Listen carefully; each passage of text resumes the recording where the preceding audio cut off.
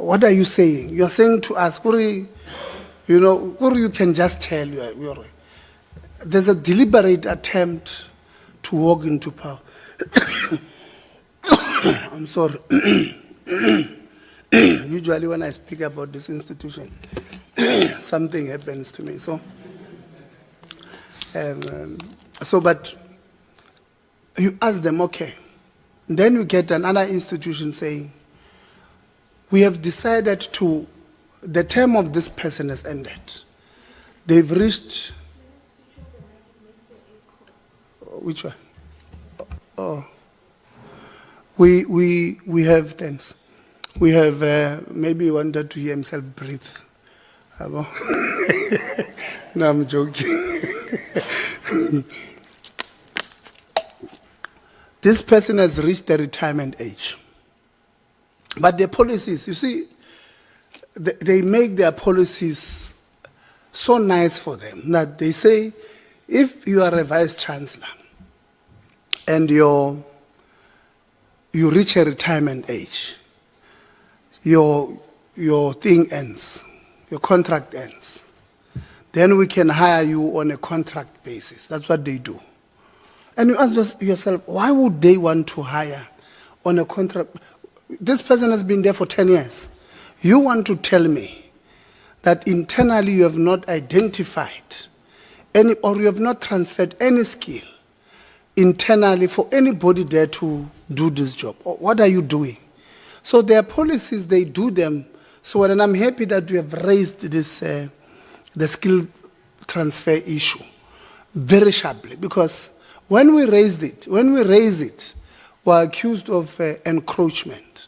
Yeah, no, the portfolio committee is bordering on encroachment. You can't enter recruitment of a university. And we always tell them, academic freedom we respect fully, but that goes hand in hand with public accountability. Unfortunately, because we vote for these budgets, you must account publicly to them. And whether you like us or you don't, we're not going to, you rather lobby for us to be removed. But you must never think that we are going to keep quiet when you are refusing to publicly account for what you are doing with the public resource. So they were going to, and I'm happy, when a Chapter 9 institution says to us, let's collaborate in making sure that X, Y, and Z is done. For me, it's music to my ears. AG knows. So I'm going to harass you. But this harassment this time, at least it's on a lighter note. So Chair, I'm going to be on your case and say, can we do X, Y, and Z? Can we do, because we have committed that we want to do changes to the Higher Education Act. And in one of the recommendations you put there is that we must do that. And then we must put certain things there, or modules, that must be compulsory. I welcome that part, but when we do so, we'll go to public hearings. So, Council for Gender Equality must make sure that they are on the ground lobbying,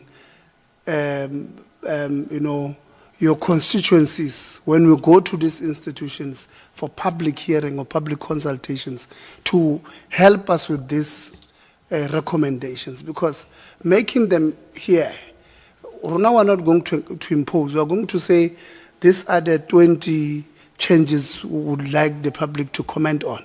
Then we'll go to them. But the changes will be affected by what comes out of the public. So we'll have to work together in making sure that happens. So members, so thank you very much for those. We'll come back with our answers. Mama Seko, you will be number 1. Tatem Kiza, you'll be number 2. Governor, number 3. Khao, number 4. I've already noted you. Low, number 5. No. This time you're number 6. In netball, In netball, when you are number 6 there, you are very special because you help us defend the goals. So you'll be, yeah, you'll be number 6, Honorable Ngubane number 7, Khabo number 8, and if there's any questions, I'll come in last. So we have, it's 12 o'clock, so we have 7 minutes each. You can ask questions both to CGE, and then we'll interact with them. And then, but also the department on what you think they could have done better. So, Mama Sego. Thank you very much, and also thanks for the presentation. It's really making a very great impact on some of the challenges that we have identified as we do the oversight. Just a quick one, with the powers invested in CGE, in what way do you enforce the recommendations that you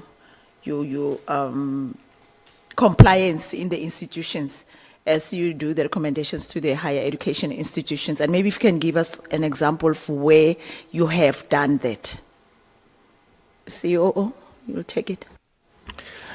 So I'll mention with UKZN, for example, when they appeared in 2017, there was no sense of inclusivity in terms of their programs, right?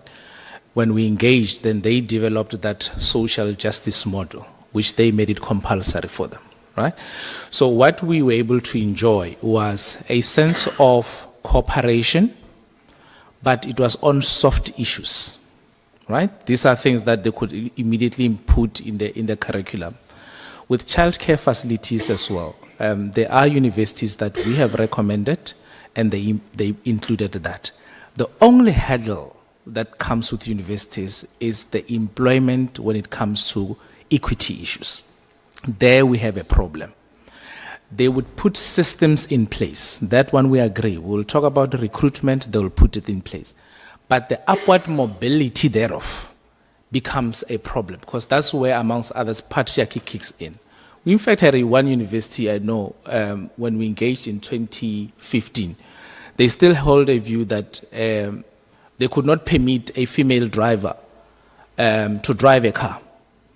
They genuinely believed only males should drive that. So patriarchy is also a serious barrier, notwithstanding progressive systems in place. So they comply, as my colleague said, systems are there, they commit, and then when it comes to implementation, it's a problem. We, in terms of our powers, we have a legislative gap now, which we are currently before the Constitutional Court with the South African Human Rights Commission in terms of the binding effect of our powers, because the courts, the SCA is of the view that our powers are non-binding. We can only recommend. And we are saying since 1996, the trajectory has changed so much that if we are not given the necessary teeth to enforce, we will never achieve that. But innovatively with the chairperson, she correctly highlighted that she's been writing to... Thank you very much. I think Chair, can I just build on this? I do not want honorable members to walk away and think the CGE does not have powers to implement. This was a recent decision in a high court, and we have challenged it. Throughout the existence of the CGE and other Chapter 9s, we have actually regarded ourselves as institutions that have got powers for their recommendations to be implemented. In fact, Nkandla versus the, I just forget, President of the Republic, Public Protector versus President of the Republic, in the Nkandla judgment, that was clarified. The AG has also taken a few institutions to court. There were municipalities, I think it was Northwest and Eastern Cape, where they were saying, AG, don't come here, we don't want to see you, we're okay without you. And there were other cases where the AG, it was also confirmed. But again, when you look at all of us as institutions and our instruments, we have got the power to search and seize documents for investigation. That comes with some level of strength. We have got powers to subpoena. We have got powers to come here and say, please listen to us. That counts for something. And it just had to take this one decision, and it was unfortunate. I don't want to say it was a junior judge. It still is a court, and we are challenging it. And we are hoping out of it we will get clarity. But we are solid. We are also going to be changing our act just to make sure that that gets out of the way. Yeah, no, you can switch off the mic. I'm happy with the example that you've made with the AG versus that one of Nkandla. It's a perfect example.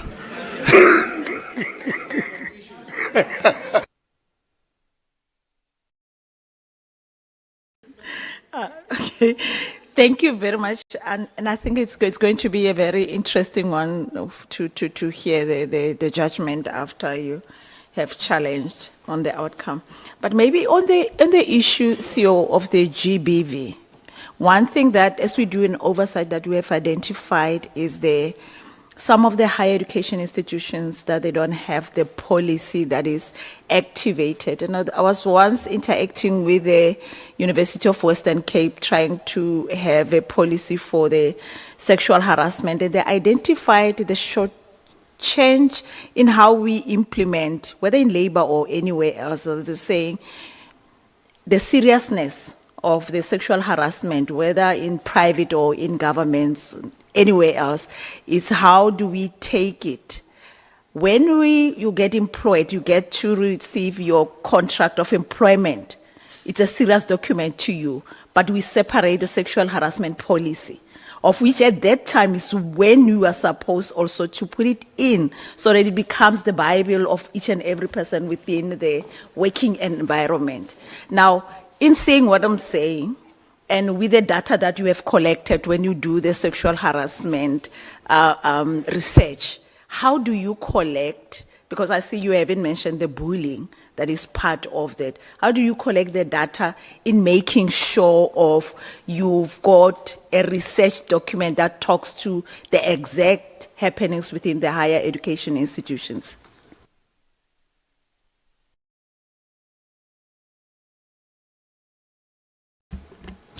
Thank you, Chairperson. So the methodology that we were embarking on was more qualitative, right? We were assessing the standards that have been embarked on by universities to develop policies, not necessarily the collection of data, right? So we've been relying on a number of instruments. So 1998, we're looking at the Code of Conduct on the handling of good practice, and we know that was set aside in 2005, right? From 2005, we've moved, now we're in, is it 2012? So we've been using those frameworks to identify whether they have solid, responsive policies or not. But I agree with you, Honorable Member, that it was, for me, you can have a policy, but those that are tasked with the implementation, it's a problem.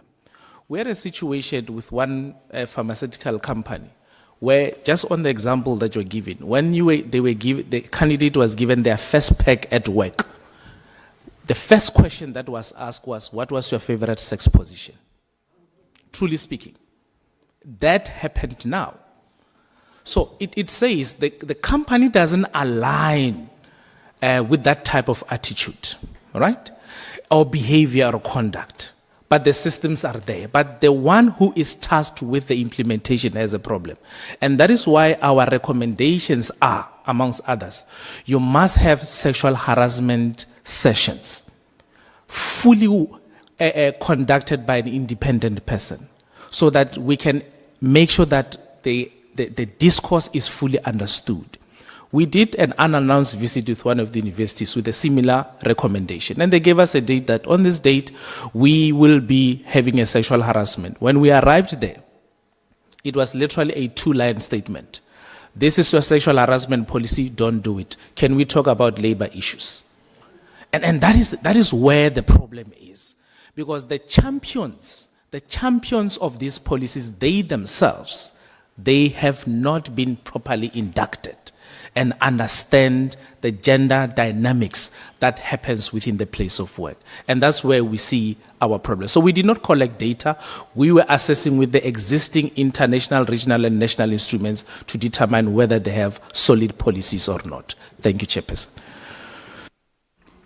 Thank you very much. I've got a lot of questions. I'm trying to touch as much as I can. Maybe for the department, the higher health. We talk about the perpetrators and the victims. We don't talk a lot about that. Because we have never received even the report on the higher health to say the allocated money, what do you do, how do you go about to see that it pays dividends? Now, how do you also allocate the budget in higher health to make sure that it talks to the issue of the sexual harassment, being the victims and also being the perpetrators that have to know the culture that we are trying to develop in fighting the GBV within the higher education institutions?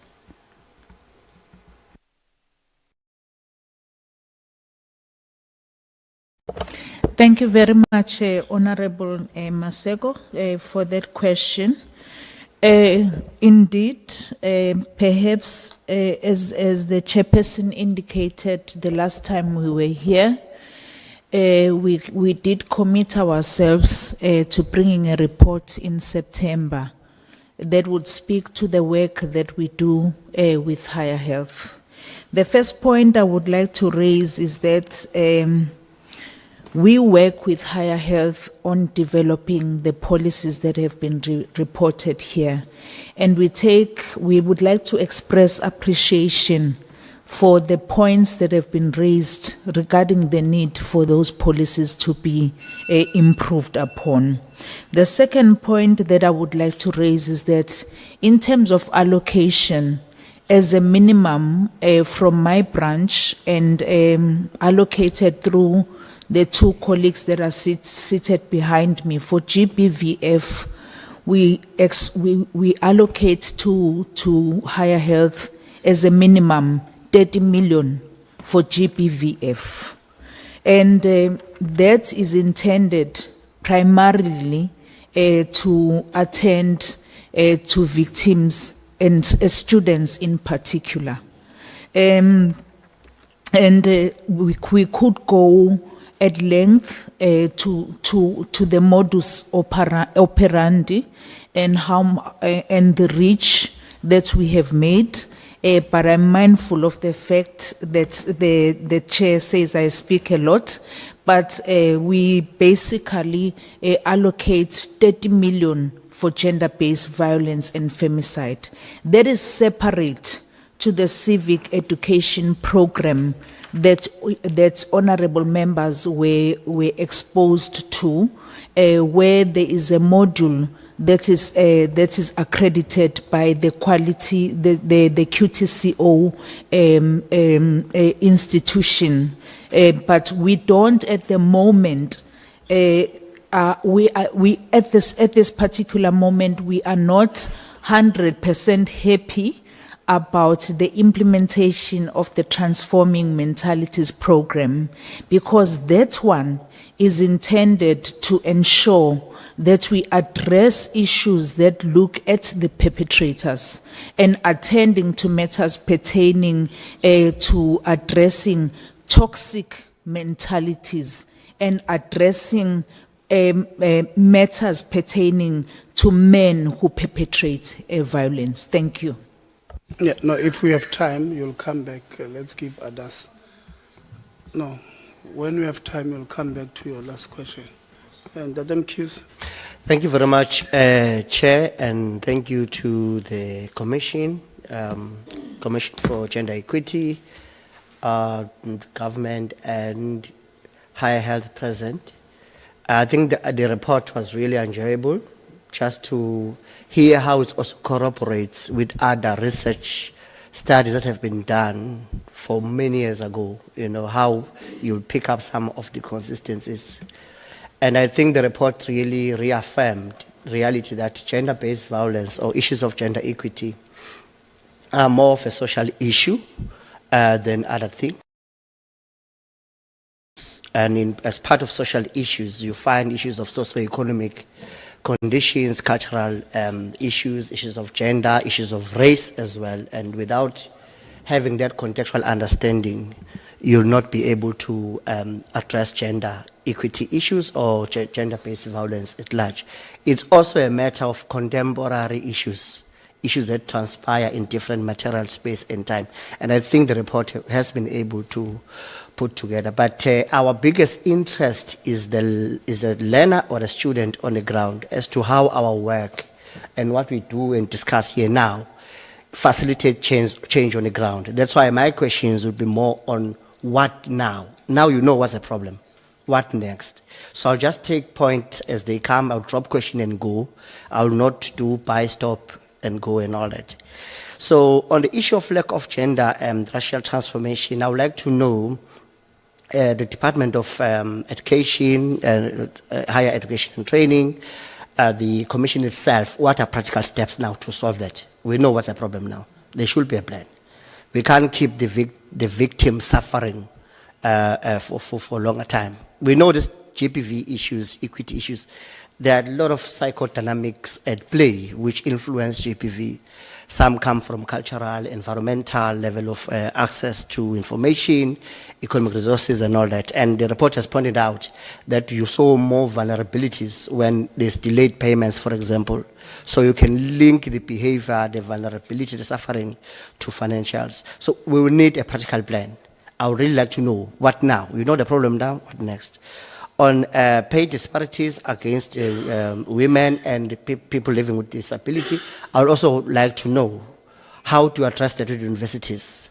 I noted the point of currently not having binding powers, but what's the plan? Also considering that lack of GPV policy implementation, particularly on sexual harassment.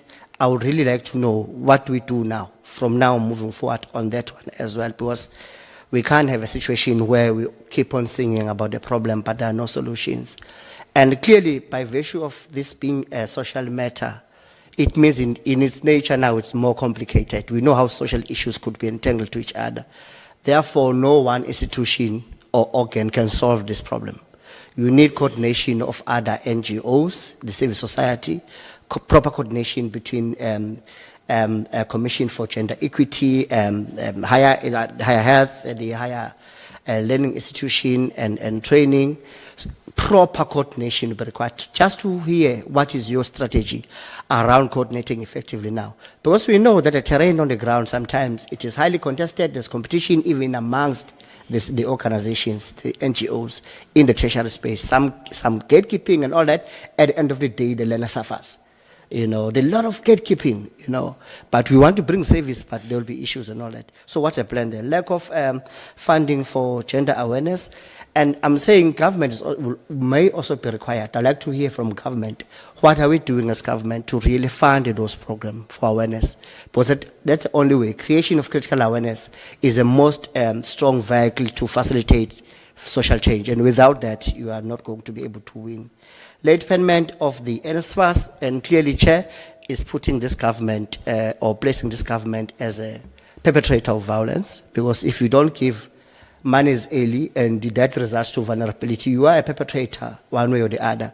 So perhaps government also, as government, all of us perhaps to also reflect on that. What is our plan to make sure now? What agreements we have already with NSFAS to make sure it goes? Not planning to, but what is happening now? No, on the research itself, I didn't get much of triangulation around doing the analysis in relation to how we selected the institutions. And the reason why I'm putting that an emphasis, because institutions are not homogeneous. One of us made that point. Some, they serve most vulnerable communities, such as Ungoy, University of Zululand. And they are situated in a particular cultural context. In that way, it influences the level of GPV, the patterns of GPV, even the contributing factors of GPV. So the selection of the institution where we call it a start is very important. So I would have loved to hear why it's more in WUSU than Stellenbosch. And I have assumptions already that Stellenbosch may be predisposed economically better than WUSU, And if you triangulated that data from different universities, considering the local context of each university, what did it say to you? And are you planning to consider that next time to study, to be able to profile individual university and have findings aligned to the profile of each university, and then observe the patterns to other universities similar to it? Because that will help us to be more contextual and be focused in how we respond to each university.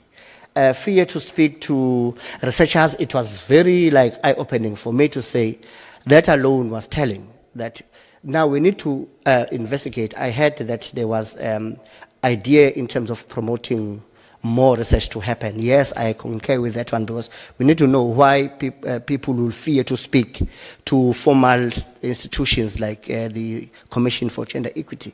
Where were fears coming from, and what do we do about those fears?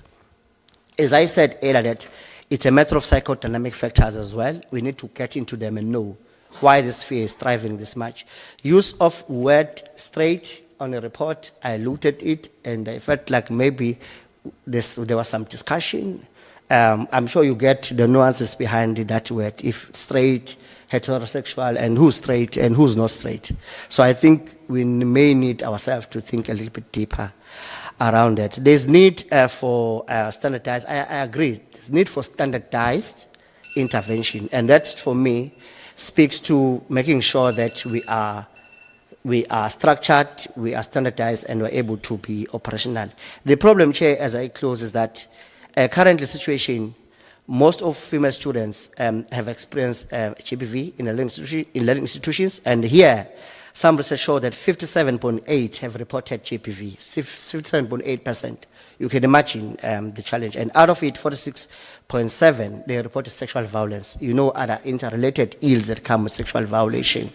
And around about 36% of them reported physical violence. We have 68% of them reporting multiple perpetration. They are perpetrators themselves. And lastly, Chair, which is more important, most of victims preferred to go for informal support than the formal support that perhaps our health is providing in other institutions. We need to find out why people prefer informal support. What can we do better for people to prefer formal support? I'll end there, Chair. Thank you. No, thank you very much. They will answer at the end if we have time, because you have taken all your time. I hope you have written them down. But just to, they did indicate that at universities, they've done all universities, they've got they hold a big report that includes Ungoy as well. So maybe we'll ask them to give us the whole report and I will share with you so that we don't lead, or we've shared it already. Yeah. There's analysts shared it with you, so that we don't leave the meeting thinking that there was a particular bias towards certain universities from CGE. They did indicate that they've done all universities. It's TVETs that they've not covered all of them, but they are moving towards that direction. Honorable Governor, if you are covered, it's still okay. No, thanks, Chair. I thought it would be honorable. Next to me, Chair. I think I will be very short, but maybe let me start by saying this to CGE and the Department of Higher Education. Some of the cases that we will forever face in the higher institutions will also derive from the system that we have as higher education. Remember, when you speak of the LGBTIQ+, you speak of people that conform in different genders, and some don't even want to conform in those. Yet we will have an accommodation that is precisely for females and males.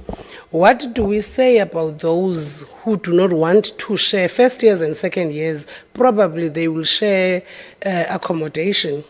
Now think about it, when you have a gay guy that is mostly conforming in the feminine side of genders, now is obligated to go stay with a male in one room. That is the first harassment a child or a student in university has faced. Maybe we will really need to look deep into the policies that seeks to address these harassments. We must not also contribute towards these harassments as government.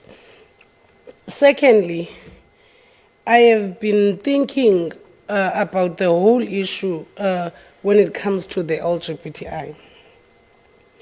How can institutions better include the LGBTI identities in SH policies and interventions? That is, I've heard the presentations and I've listened to some responses, but I'm thinking to myself, how can we fast track this to be included so that they respond to challenges faced by the LGBTIQ+. I've also been following close cases, and I've been meaning to ask, how do we protect witnesses on these cases? Because it's something that we also really need to consider. How do we protect witnesses, even if the case was formal or informal? I think the two can be responded to, Chair, while I have other.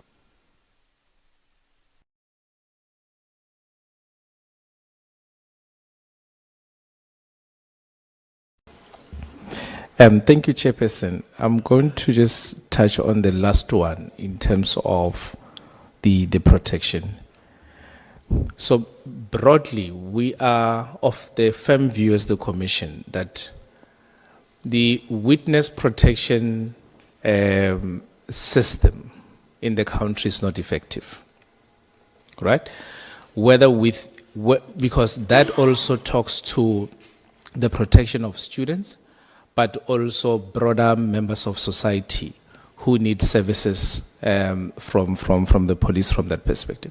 And we are saying this because we have monitored cases where we have seen information being disclosed regarding the location of witnesses, amongst others, and therefore subjecting them for victimization, amongst other things. So we are of that view that that system needs to be improved. And it's from that premise that we are embarking on an inquiry with other Chapter 9 institutions so that we can try to ascertain the critical systems that needs to be overhauled currently so that we can have a more effective justice system, because we are of the view that in its current form, it's failing victims broadly.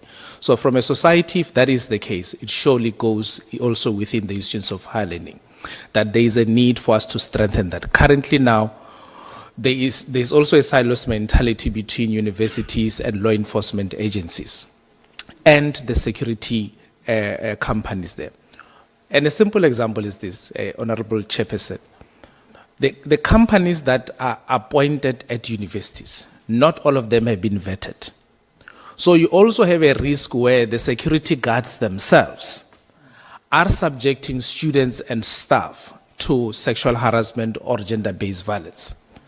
And the converse side is also an issue, that when you now have security guards there themselves, they themselves may be subjected to sexual harassment and gender-based violence. So that system is currently not working very well. There are institutions that are doing it better. I think we've seen with TUT and UNISA, where they have embarked on a process where SAPS also accompany students outside campuses to off-campus. They seem to be getting it right there, but it's not a standardized approach there. So, and that's where we are of the view that the system currently is not working well. Therefore, there is that need, Chairperson, for SAPS to come in, law enforcement agencies to also support. But the critical aspect is that universities must invest. They must not hesitate. They must invest in additional security measures for those that report similar matters, Chairperson. I'm going to ask the HOD Legal. I missed the first question. If you may just take that for me. Thank you, Chair. Thank you, Chairperson. Regarding the first question was on the way forward regarding the LGBTQI issues. If you note, as presented through our recommendations, is that we believe inclusivity should be addressed as a standardized practice across all the institutions. And as we have highlighted, that some institutions are very good in, for an example, handling inclusivity. One university would be good only in handling GBV. The other university will be good in investing and empowering or employment equity. Now, all of them, they are good in one aspect, but they are lacking in terms of the rest. Hence, now the need is that for the standardized so that it is applied across, and it's not even discriminatory. It's even addressing that aspect of the questions about our recommendations from the past 10 years. What have we been doing? If we were saying this university do this, it means we are actually saying they should improve more than what they are having, but we are not prescribing the same standard for other universities. Hence the need for that standardized practice to cover these common denominator issues that can address the rest. And then I believe just to add as well, CO, in terms of the constitutional review, in terms of victim or witnesses protection, we did make some submission towards constitutional review regarding that enhancing of victim rights in the Constitution as well.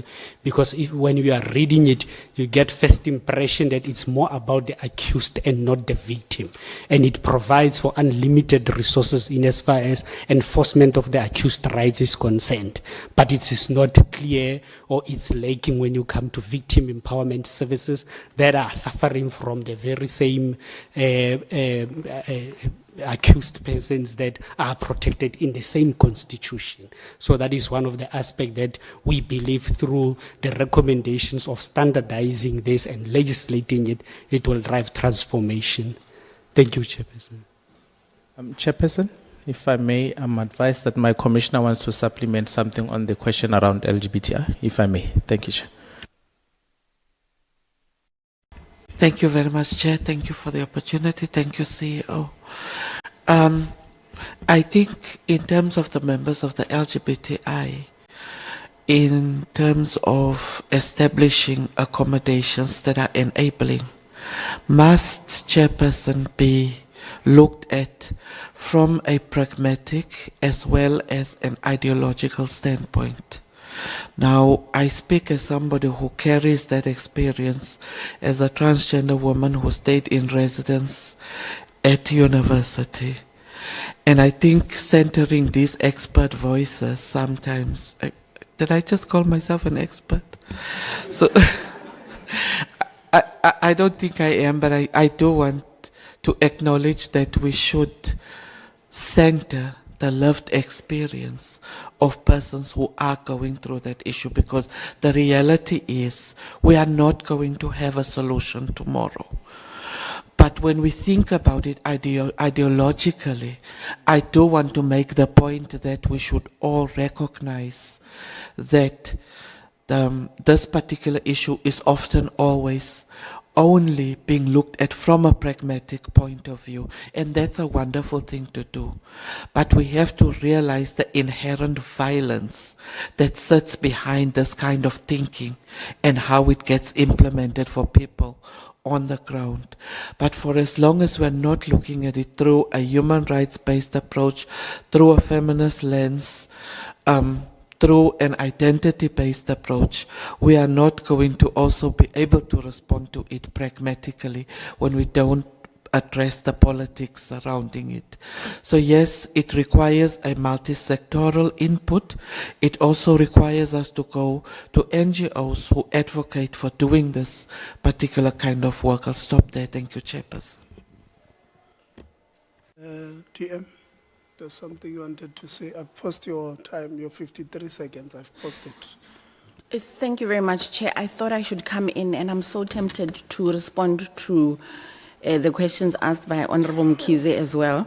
But I will... Not on our time. I said, yes, Chair. When we are done, Yes. you will respond. Yes, to yes, yes, yes. Thank you, Chair. Can I respond to Honorable Govani? Yes. Okay. So I think she makes a very good point about the fact that sometimes the systems that are in place in our higher education institutions, especially where you find accommodation for females and males, is not inclusive when you look at members of the LGBTQIA+. And I was hoping, Chair, that I think one thing we've not done very well is to involve USAF in this whole process, is to be able to foster a meeting between USAF and the CGE so that they can share these findings. And that way we can ensure that, you know, some of these issues are channeled through USAF and then hopefully filtered down to the institutions. We have just facilitated a meeting with CGE and NSFAS is taking place on the 5th of August. So we are trying to ensure that everybody in the higher education space is on board when it comes to these and reports. But just talking about, I just want to touch on the protection of witnesses. So one thing, the great thing about the collaboration, and I'll not call it a partnership, lest I'm told that we're not partners, and I really want to respect the CGE. It's a Chapter 9 institution, just as important as the Office of the Auditor General and the Public Protector. The great thing about the collaboration, Chairperson, is that it's not only us and the CGE and Higher Health. We've got NPA, we've got SAPS as well coming in. So to break those silos that you have between higher education institutions and law enforcement agencies, we thought, let's have them on board. SAPS, Chairperson, we're in the process of concluding an MOA that will not only speak to the issue of bogus colleges, but also issues of gender-based violence as well, where we now formalize how we're going to work together and how they're going to help. And in that way, we'll bridge the silo that CGE pointed out, that the silos that exist between universities and law enforcement agencies. Chairperson, I will come back at the end.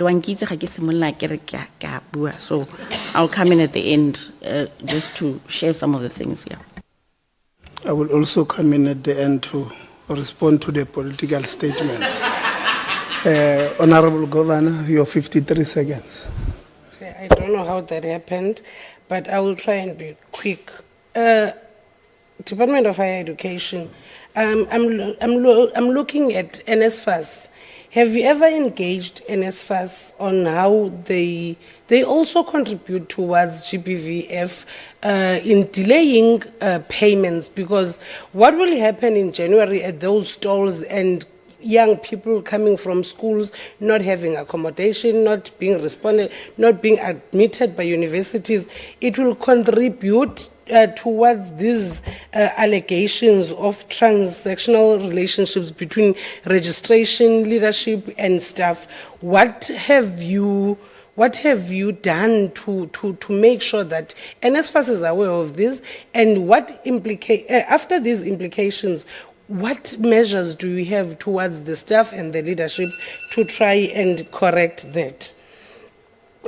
Coming to this bit is disturbing me, Chairperson.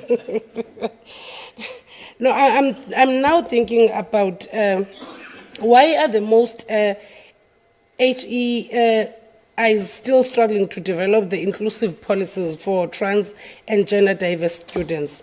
How will CGE enforce inclusive infrastructure requirements such as unisex restrooms and other accommodations in policies? I've understood what Commissioner is trying to say, but I'm thinking, Chair, we will need to stop saying the inclusivist is there but not being implemented. It's not there if it's not being implemented, and it's not there if it's not responding to challenges on the ground. So it's not assisting us. We need to have a department that says this is how we are trying to implement, and this is how we are going to formulate policies, and those policies must include those LGBTI+, because you can't discuss anything that you are not familiar with without the person really feeling and getting the pressure from this being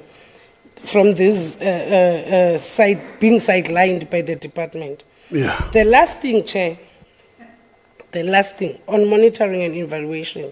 How will the gender mainstreaming audit tool be monitored nationally? And what role can Parliament play in enforcing annual audits and publishing findings for public accountability? Because when we are doing oversight, we would want to understand from the basis of the roles or the criteria that you have given to us, what role are you going to play in all these findings? I think, Chair, I'm partially covered, though the time today was very limited, because this is the only. This is where my advocacy lies. This is what I will speak about for the rest of my life. The social norms that young people face, some destroy even academic lives, they destroy profession, they destroy livelihood, they destroy families. If we can't take care of social side, then we have failed the society at large. You won't even get votes because they will all be drunkards and drug dealers somewhere. We won't even have a professional state. So if we fail to take care of these norms and these foreign aids of GBVF, then we really have problems. Others speak Thank it you. from a perspective of being from rural areas and urban areas. You know, if you check GBV in rural areas, it's even worse Thank you very compared much. to higher urban areas. No, I agree. I agree.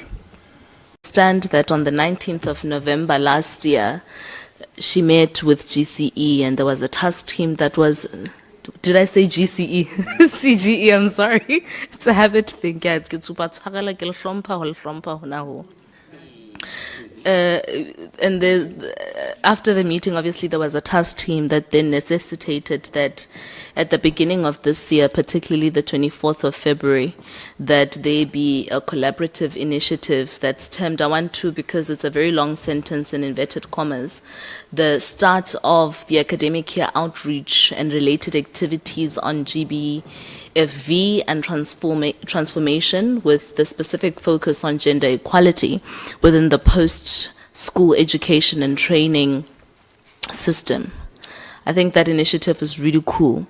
What I would like to hear, perhaps in future engagements, because time is not on our time, is the status on that initiative across board, both from the DM's perspective, but also from the Commission, on how far we are and what benefits have we yielded there and what can we copy and paste for the new academic year as part of our standardization methods. So I think that's very, very cool. DDG Zungu, I would have been interested to have DDG Sotikwa here, as well as DDG responsible for CETs, Umamfuchan. But since you are here in your acting capacity, are you able to give us a fresh statistics report back on how many of your TVETs still have harassment policies that are either outdated or are yet to be adopted? How many is still true for Sotikwa's people at university level, and how many is true for Mamfuchani's a unit as well? Perhaps in writing that will help, because that will also give us a fresh understanding of when you as commissioners talk about a standardization approach. Where are we? What do we need to improve on? And then it would also be great for the Commission to also give the committee an understanding of which of the institutions which you say is flying high. Where can we copy and paste? In the same way that you've mentioned, Commissioner, that some institutions are good at this but terrible at that. So if we can left from, okay, this one is good at inclusivity, which institution is that? How do we copy and paste that one? And then that way we're able to have a clear pie chart and a tabulation of where we are moving forward. But do you have actually that information off the top of your head right now? Or do you want to submit it in writing? I think we'll submit it in writing because it's over 10 years, including last year. Thank you, Honorable Member. All right, thank you. Order on yourselves. Order. Okay. No. Ke moyeng wa khotso today. Ska nqala. So I want to hear this then. So, Chair, Section 187 of the Constitution mandates your functions, right? And obviously there's limitation to the functions in that you can't really bopper somebody for not rolling out a report that you've given to them on the basis of advice. Part of the information that I would like to receive would be how many of the analysis and advices have you given to the department and reports? How many of them have actually been rolled out? How many of them are still lagging behind? That way we're able to trace the progress of the sector and we know what are we dealing with. If we can have that, that would be great. But just if you were to imagine a utopia, what do you think as far as the constitutional mandate given to you is concerned? What would you add that you are of the belief is missing? Missing in as far as empowering you to do more?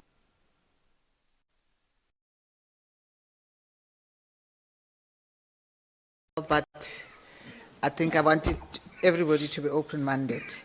The CGE, not only the CGE, but all the Section 181 institutions, when they were envisaged by the drafters in 1990, 91, 92, and then included in the interim and finally in the 96 Constitution, were supposed to be those organizations that are sitting up there to ensure that nobody abuses their power in any way, and the duty bearers do what they're supposed to do with the money, as it has been pointed out, that they have been given. So my argument is there is no ways that the drafters at that time could have set up such an elaborate structure without having a vision of that structure having teeth. And it was until these structures were tested, rightfully so, by people who felt, hey, you're violating my rights, or no, I'm not sure that I'm clear about your rights or your powers, that then it started, unfortunately, with our courts saying yes, nay, no, da. In fact, this case that we are fighting, the High Court in the matter said, no, CGE, all your recommendations you must bring to us, and we must make a declaratory order. You all know your legislators, there is nothing like that. Not for us, not for anyone. But the judge went even further and said, in fact, there is a hierarchy of C9s. So you, CGE, you're down there. And this is the CGE that is supposed to be meant to be intervening for 54% of society. Yet a judge at the High Court says, you're down there. Fortunately, the Supreme Court said there's nothing like that. There is no hierarchy. They're all equal with different focuses. And that has been clear. That is why we decided we're going to court to go and look at this. So at the end of the day, it has been interpretation and the teeth being taken away. But I will not exonerate the Chapter 9s from them in themselves being lax, where they were supposed to come in. Because we should not have waited for a judge recently to say that. People could have gone to court and said, we want this clarified, like the public protector did. And in the judgment of the public protector, which was delivered by Mokgwe, he said all the Chapter 9s, and we continue to have people arguing that, no, it's the public protector. No, that judgment says all the Chapter 9s, their recommendations are binding. So Can I pause you there, Ma'am? Okay. I think I get the gist of what you're saying. Sorry, Thank you. yeah. The Thanks. reason why I'm asking this, Chairperson, is because a Chapter 9, my understanding is that a Chapter 9's institution's recommendation should be binding, right? Yes. And if it's binding and the person who's bound by that recommendation or that report doesn't act, then there's a breach of law. Yes. And that then sets precedence for recourse legally. So I'm asking you that because your answer says to me, constitutionally, you have the necessary teeth. Yes. You don't need more teeth. Well, we do. Okay, can But you all tell I'm me saying, what as is we stand now? what is we your need teeth more that you teeth need? in the Yes. sense that we need a provision like with the public protector, where it says the public protector may recommend remedial action. Yes. because it's there in the provisions for the public protector. But that still is being argued that it is not enough, because remedial action can be ignored if the duty bearer who's supposed to ensure that that is done ignores it. And unfortunately, that is a culture of poor accountability in our society, which we all, as oversight bodies, experience. Okay. Can I ask, so Section 187, subsection 2 Yes. says, I won't read the whole thing, but it's Afterwards. And they've been working with us ever since. And today, we did not have one Miss Sitol. Is it Mahlangu? Mahlangu, yes. We did not have Miss Mahlangu benefiting. We've got the domestic workers and gardeners of this country being covered by workmen's compensation as a result of that. let's bring it back to this room. Okay. Higher education. Yes. For the last 10 years, you've had reports Yes. and recommendations Yes. and analysis of what's wrong with the PSET sector. Where's the legislation? Where's the litigation? Where's the court? Are you of the opinion that institutions of higher learning, all three, TVETs, universities, CETs, and even the department itself and its entities, haven't breached anything which, in your understanding, as far as gender equity is concerned, is worthy of approaching the courts? Do you see where I'm going? Yes, we have not reached that stage, but I'm sure if we can sit back and reflect, there would be lots.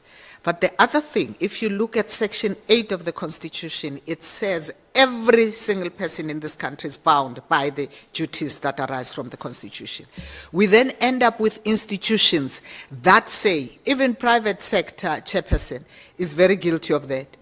Give us a copy of what a sexual harassment should be. Give us a policy document that we can. So everybody is pushing because there isn't this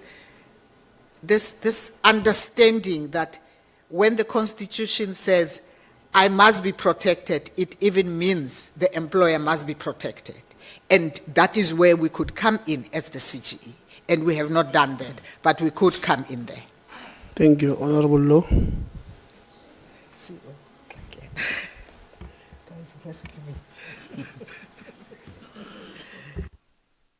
Okay, thanks, Chair. Good morning, and the entire department leadership. I think I was fortunate enough that I happened to come across a question that speaks of your powers and limitations and what is Please put expected. the mic closer to you. Or is it far? Okay, I don't want to shout. I don't want to intimidate. I want to be very soft because we are seriously accused of bullying and doing all of these things. So am I fine now? Thanks. Now, I'm raising all of this, Chair, because the Constitution does empower the CGE as per Section 187. And they're an independent institution. They evaluate, they monitor, and then they recommend. And then part of the problem comes there now where their recommendations should be enforceable. And I think part of the problem now comes where during our oversight and ever since we've been here in the 7th administration of Parliament, we've came across a lot of issues of sexual harassment and gender-based violence and many other issues that we think by virtue of this, we would have done a lot. Now I want to take you back to sorry, I'm not shouting, it's the mic. Like I've said, one of your objectives is to evaluate the Employment Equities Act's impact in addressing gender transformation at institutions of higher learning and TVET colleges. And now it has been 12 years since the CGE commenced its gender transformation hearings in institutions of higher learning. My first question will be, what measure has the CGE implemented to ensure that institutions which are non-compliant with legislations are held accountable, besides sharing the findings and recommendations of the hearings? From 12 years ago, how have you dealt with the situation? ever since we had the hearings, albeit that you shared them with us. What has been the improvement and stuff? I want to establish and trace how we can enforce and assist in going forward, because you are accountable to us, to Parliament, as CGE, so that we are able to assist you. So we need to work together. Okay, that's my first question.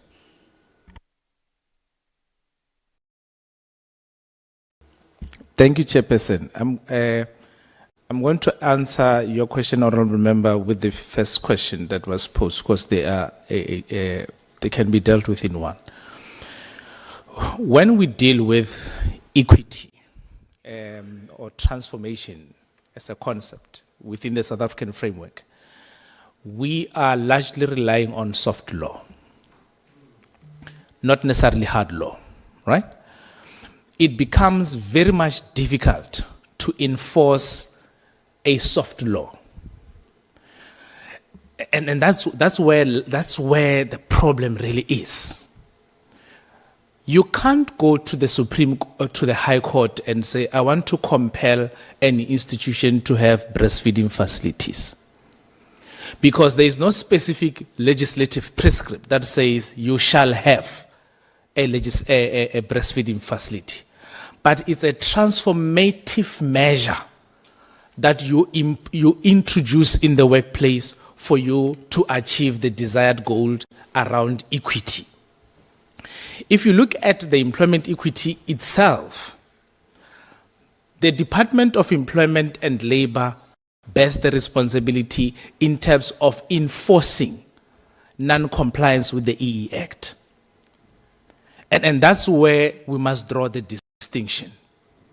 So the CGE cannot approach the courts and say, well, you have not really developed a policy that will deal with the employment of persons with disabilities, because that is soft law. And we have been on a drive to say, perhaps, let's have a very, I don't want to say a scholarly discussion, but rather a debate around whether we need a specific legislative prescript that will talk to transformation in the true sense of the word. And we have debates of that nature where those that are against will say, we already have an array of legislation. We're already over-regulating transformation and equity in the workplace. You have your Skills Development Plan Act, you have your BEE, amongst others, that talk to transformation. Therefore, it will not be practical to have a one single legislation. And that is where I'm saying, in terms of the first question, lies the problem, because we cannot enforce soft law. But where there is hard law and it's really in the legislation, we would not hesitate to implement that. Now, for the 10-year period, we have not seen non-compliance with hard law, but we've experienced non-compliance with soft law. And that is why we did not actually approach the courts in that regard. But we are using these other innovative ways to say, if you are to achieve transformation, you must really consider this soft law, because it will help you to achieve the equity results in terms of the act itself. No, thanks. It becomes quite significant and important that we remind ourselves that as we review, as we seek to assess, we must be proactively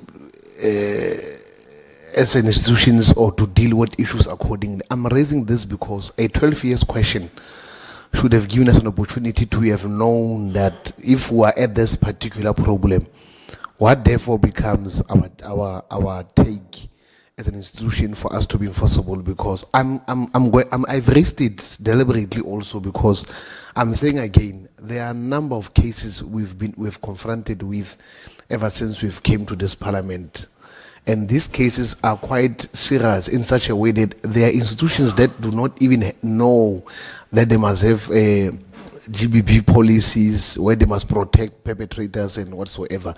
I'll make an example. There was a case in Moteo where it was reported that a perpetrator is roaming around the university freely so while a victim is there. And we would have asked ourselves, what becomes the role of advocacy and awareness and workshops so that we are able to intertwine what is expected from ourselves? So my issue, DM, is that there's a huge gap that one is picking up from the institutions of higher learning and the CGE and other stakeholders. You know how I picked it up?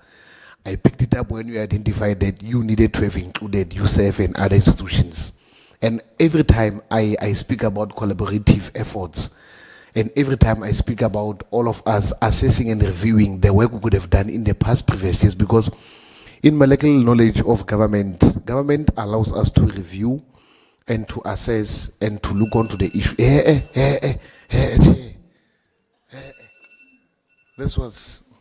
This time was so DM, I'll send the questions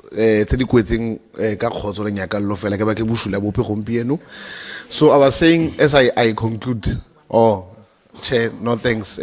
I wanted to say that the gap one have realized and we've identified is nothing else about chapter 9 or whatsoever. It's about us sitting down and saying, this is not working. How do we put it into work so that we're able to be enforceable? I can't work for 10 years and then yet people are just taking my reports for nowhere. I'll get tired and we'll never have progress. So I think the most significant issue here is to make you to have feet and then you are able to bite so that you are able to respond to the need. And then the department also must play its part. You know, ever since we came, Chair, the department, in all their entities, there seems to be a gap. And we need to look on to how you close the gap in between your entities. Thank you. The chair has opened his mic. I don't want to be chased out. Thank you. Thank you. I'll bring you at the end. Des? I have 5 questions, Chairperson, that I'm going to read out and see how far we get. My first thing is that the presentation, which I found very interesting and valuable, covers universities, of which we have 26, but there are 50 TVET colleges, and then we also have community education training centres, and of course the private higher education institutions. And how is your work going with that? Are there reports on all of that as well? And are we benchmarking, Chairperson, with a model somewhere in the world on how to help us? Because we don't want these stats to rise year by year. I also would like to then talk about the stigma. It was mentioned in the presentation that families and communities don't always accept, even children with disabilities aren't always accepted in various communities in our country, and I think it's getting better, but it's still an issue.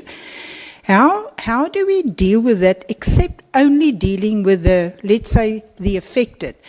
These families, are we doing anything so that they can learn to accept what our Constitution actually provides, that we all have rights? It doesn't matter of your sexual orientation. Because I remember, and Chair, I think you were with me at DBE, when we had schools where we had parents, due to the drug and alcohol abuse, where the parents couldn't read and write, and some of those schools in the gangster valleys took in the parents and give them some sort of education to read and write and understand and assist their children. And are we reaching out to those communities and families where these affected persons are? And then, Chair, I also have another question about SAPS. I mean, quarterly we get the SAPS crime stats. Now, we also on education at some point asked that the stats comes from these institutions where it's relevant on sexual assault or what rapes, whatever it's relevant here. Should it not be a separate category to create awareness outside that we're not in the global country stats, but our institutions has got this challenge? Maybe by creating that awareness that it is going bad might change into a positive if we show what is happening. But now we all, some assault is just sexual assault. Why aren't they a separate category for at higher institutions, for example, or people with a specific sexual orientation? I'm trying to find solutions of which I don't have the answers. I'm not an expert. I also think, Chairperson, we have medical students that must do community services years. And why don't we discuss with that relevant departments or ministerial people on how to utilize those students to be available for that ComServe years, to do counseling or psychological work or mentoring. We can also use people who's gone through this whole negative thing, maybe speak out of experience. But surely, somewhere, I am telling you now that if anything happens to me, I'm not going to go to a senior person or staff member, or might even be my parents. I would like to get somebody who's actually been through it to guide me to really understand that. And I would also like to have professional help. And our ComServe students are, have walked the walk on how to deal with certain aspects. Chair, I'm going to stop there because I know your bell is going to go and I don't like that sound. Thank you.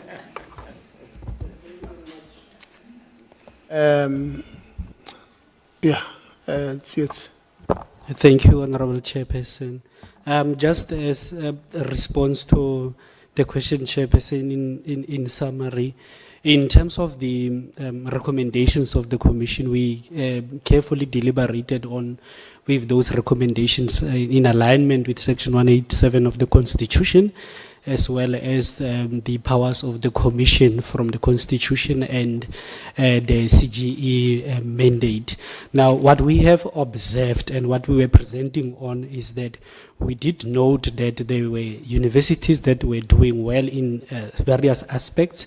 Solplaiki University is one university which we recommended they must fence their perimeters because according to their designs, it was an open university. That was safety concerns for the CGE. They have implemented that in line with our recommendations. And for an example, also in terms of the University of Western Cape, we recommended regarding the amendment of their policies so they are aligned and they are not outdated and citing the laws that are not applicable anymore. And they have progressed and amended that to ensure that alignment as well. And then in terms of Stellenbosch University, they address the issue of pay gap through audits, monitorings. And they actually even invested close to an amount of, I think, 20 million, Chair, I will just double check, I think it's close to 25 million of pay gap, 2.5 million, pardon me, of pay gap disparities between women and men, African, particularly in comparison to white counterparts. And that pay gap disparities was a very progressive move to do that. Hence, the recommendation of the Commission goes back to saying that should be standardized and that should be applied across all the universities. Hence, the recommendations deem it necessary that those audit reports must be regularly be submitted to Parliament in addressing these shortcomings. And that will, in any event, assist as means in place, irrespective of the outcome of the Constitutional Court about the powers of the CGE. It will still be means in place, negative or positive outcome. That requirement will ensure that all transparency is out there between all these universities in what they are doing. And lastly, Chairperson, as aligned that in terms of Section 11 of the CGE Act, it indicates that the Commission can approach Parliament at any stage, including the Presidency, in addressing its challenges and the work in respect of implementation of its powers or duties or challenges that is observing in the sector. And similarly, in terms of Section 16, hence the approach of the Commission is that we have identified this through the 10 years until now, and we believe standardizing is the best practice. Because even if we take one university for an example and take them to court, we will be successful. But what about the rest? What about 360-something universities, private colleges, and others that also, will it take us another 10 years and 20 years to get there? And will we wait for the court litigations to progress for years before we get certainty? Hence, the Commission believes this is the appropriate recommendation, that standardizing it right now addresses it right now through legislation and through the powers of Parliament as envisaged in the Constitution. Thank you, Chairperson. Honorable Ngubane. Thank you very much, Chair. I think I see the higher education want to take my time. So Chair, I think from my side, Chair, the CGE, the emphasis is on trying to give women more power on leading institutions, so that men and all of us can get educated on these things a lot. There is a lack on that. I'm saying that as an example. It was first time in my life at INSETA, Chair, on that SETA I messed up, ne? Where the CEO taught me, Chair, when we were moving into a new building. And then she insisted, Chair, that on a new building there must be a breastfeeding a room, and a room for sleeping when you are not sick, women who are pregnancy, and she implemented that. So first time, and I can tell you, if we had a male CEO, we wouldn't know all those things. I'm trying to highlight the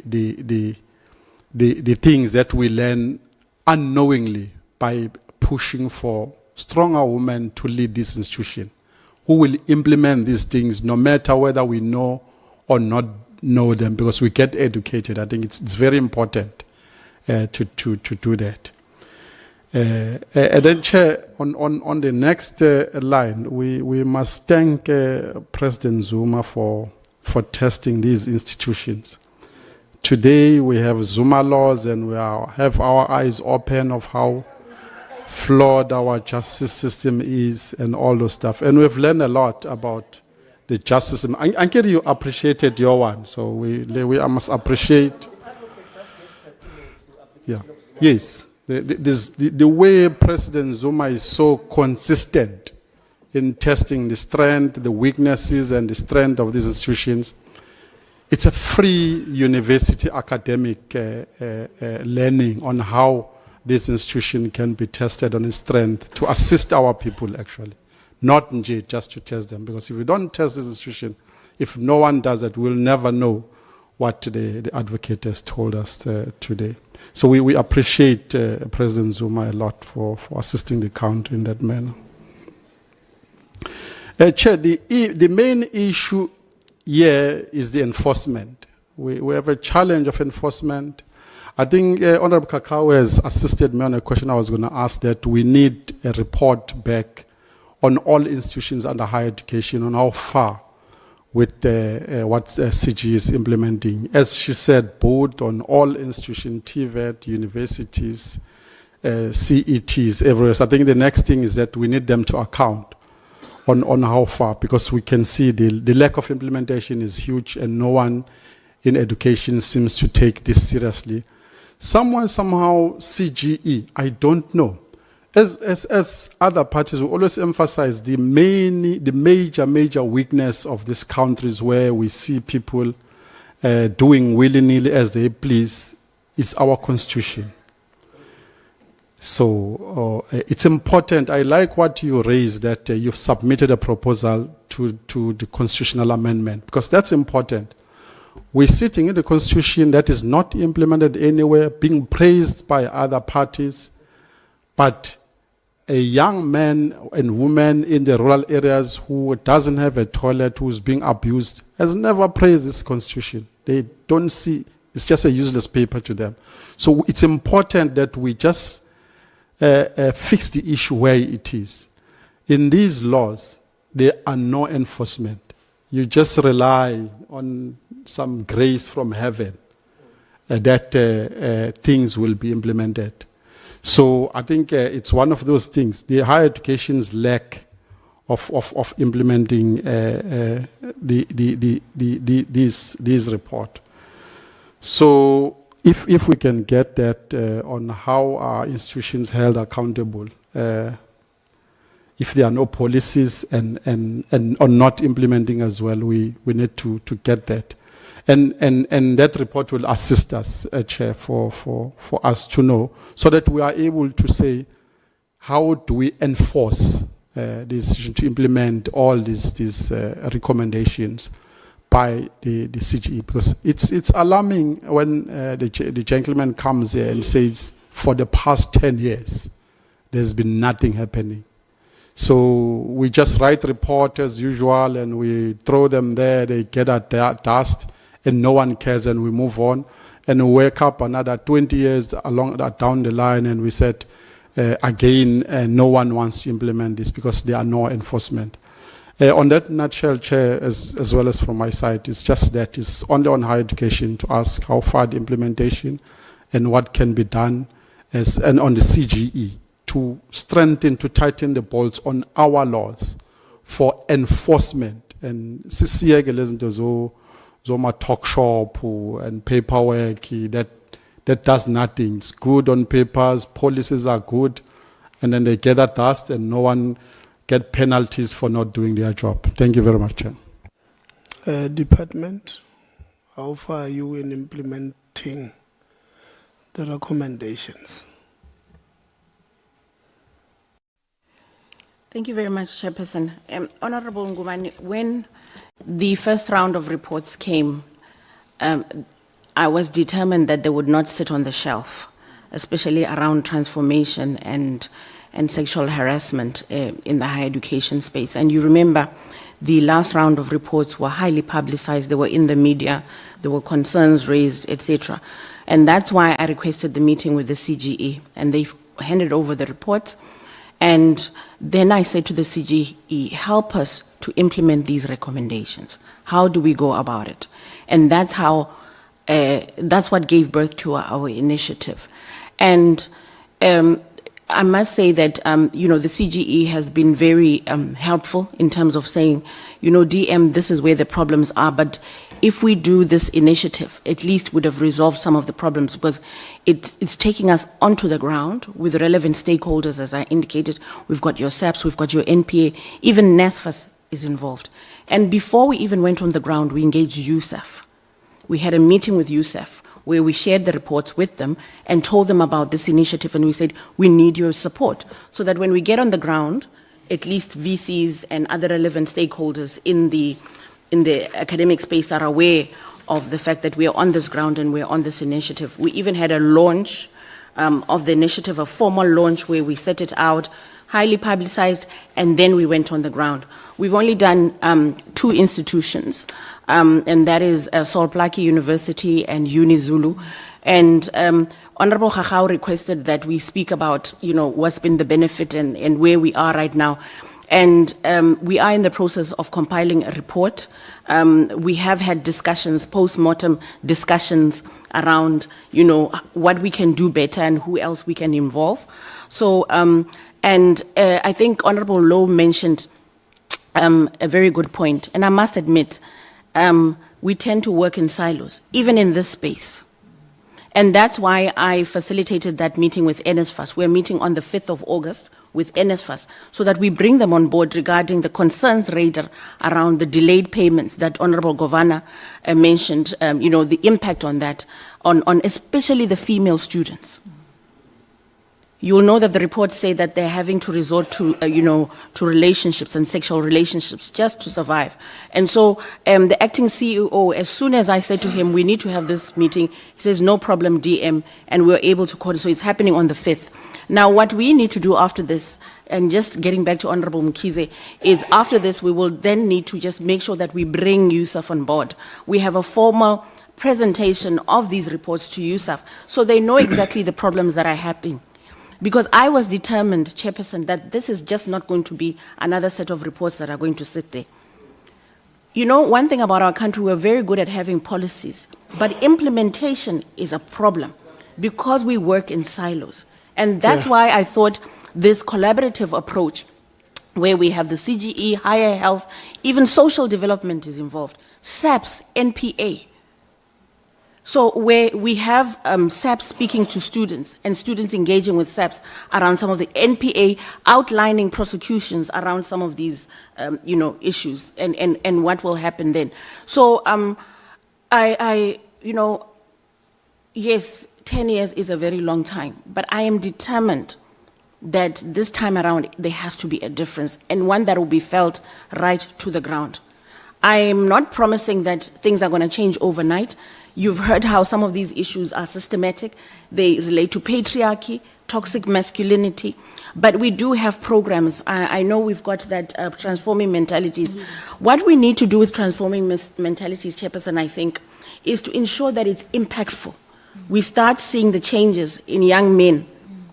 Because as CGE has been at pains to point out, our higher education institutions can only reflect what's happening in society.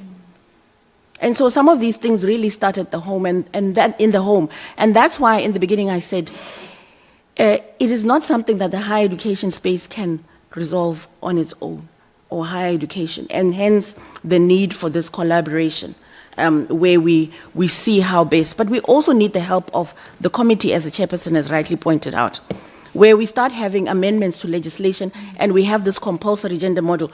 Chairperson, the model cannot just be extended to students in the space. I believe even your lecturers and your VCs have to be put, through some sort of training so that they're sensitized. You heard that they're saying that, you still have, that kind of patriarchal perspectives in the sector, and that makes it difficult, where the champions of these policies are not transformed in themselves.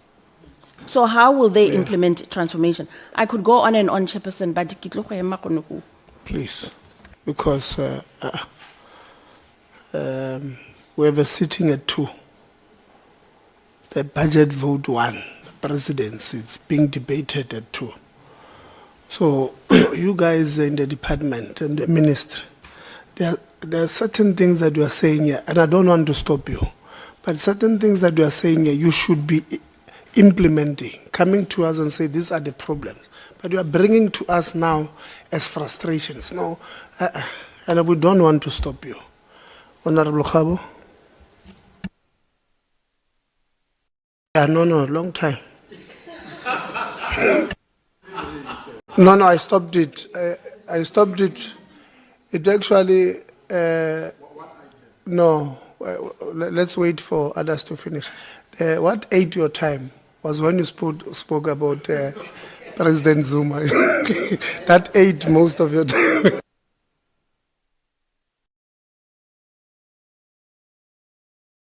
No, thank you very much, Chair. Let me appreciate the opportunity. I think we must agree that our time of interacting with the CGE was not actually enough. I would say that we just came here to listen to the report or presentation, because we are not really doing justice to the presentation, taking into consideration what we wanted to raise and what is before us.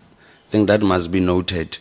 And with that being said, I would propose that moving forward, we should invite CGE to our engagements as and when we interact with your entities and institutions as a way of assessing the implementation of recommendations with that specific institution.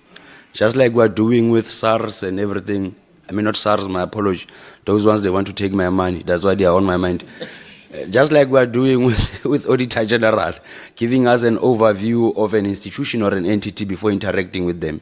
So that we make an assessment and right there we deal with issues. That is the first recommendation. I think the second recommendation would be CEG must be requested to share their input in relation to constitutional changes that is currently taking place, so that your views can be echoed from different angles. We're having proper relations with other committees that are in the same space as us. And I believe that once we are able to lobby for such changes coming from different sectors, as much as will be expected to lobby for your changes, I mean for such changes with some of your stakeholders, we'll also do our part. So if we can share that thing. But second to that, I think we need to agree that there is a need for for the changes of the constitution. That's why we are echoing these sentiments. From where I'm sitting, we must agree that your recommendations are not enforceable.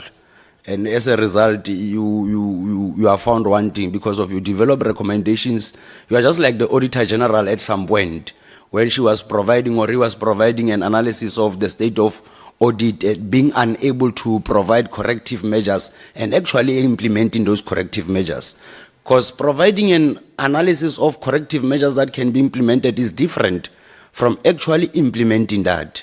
You see the department that we're interacting with today, they themselves, they are still struggling to implement the corrective measures that have been recommended by the Auditor General. So this thing of lack of implementations of recommendations is not only from your side, it's even hitting us at home, you're just here in the Department of Higher Education and Training. I think we must also agree that, Chair and Commissioners, those who were envisaged those who were busy with the drafting of the Constitution at that time, they never thought that the development of the democracy would go to an extent of even in questioning the current legislation and its implications on the realities.